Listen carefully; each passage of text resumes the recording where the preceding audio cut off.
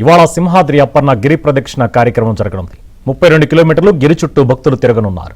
పెద్ద సంఖ్యలో భక్తులు తరలివస్తుండటంతో గిరి ప్రదక్షిణకు భారీ ఏర్పాట్లు చేశారు. ఇవాళ రేపు స్వామివారి ఆర్జిత సేవలు రద్దు చేశారు.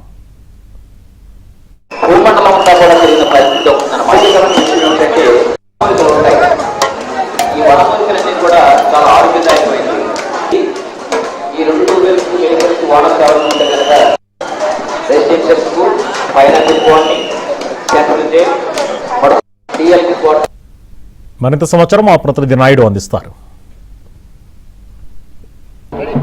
గురు పౌర్ణమి సందర్భంగా విశాఖలో ఉన్నటువంటి సింహాచలం పుణ్యక్షేత్రం గిరులన్నీ కూడా హరినామ స్మరణతో మారుమవుతున్నాయి. ఇప్పుడు మనం విజువల్స్లో చూస్తున్నాము.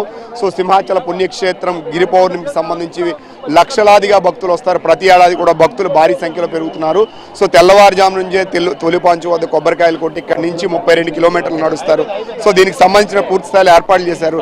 సో ఎండోమెంట్ కమిషనర్ రామచంద్రమోహన్ గారు సార్ ఎలాంటి ఏర్పాట్లు చేశారు? సో ఏడాది పెరుగుతున్నారు. గతంలో దాదాపు కేవలం వేలలో ఉండేది, ఇప్పుడు లక్షలు దాటిపోయింది. సో గత ఏడాది 5 లక్షలు దాటారు.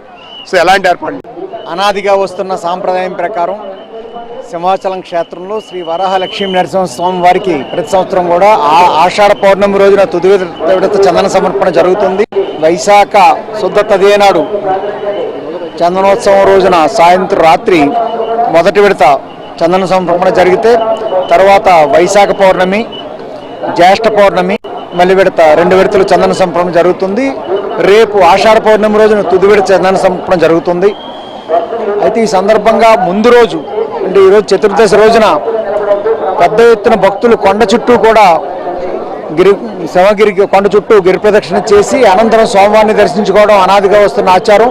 అయితే గత 2 దశాబ్దాలుగా ఈ గిరి ప్రదక్షిణలో పాల్గొనే సంఖ్య పెరుగుతూ వస్తోంది. గత సంవత్సరం 8 నుంచి 10 లక్షల మంది భక్తులు వచ్చారని అంచనా. అదేవిధంగా ఈ సంవత్సరం కూడా దాదాపు 10 లక్షల మంది వరకు భక్తులు వస్తారని అంచనా వేసి అందులో అనుగుణంగా జిల్లా యంత్రాంగం, దేవాదాయ శాఖ, దేవస్థానంతో సంయుక్తంగా ప్రణాళికాబద్ధంగా ఏర్పాట్లు పూర్తి చేయడం జరిగింది. జిల్లా యంత్రాంగం కలెక్టర్ గారి ఆధ్వర్యంలో మొత్తం పోలీస్ శాఖ, జీవీఎంసీ, R&B, RWS, అదేవిధంగా medical and health, endowment department ఇలా అన్ని ప్రభుత్వ శాఖలు కూడా ఈ ఏర్పాట్లో పాల్పంచుకుంటూ ఉన్నాయి.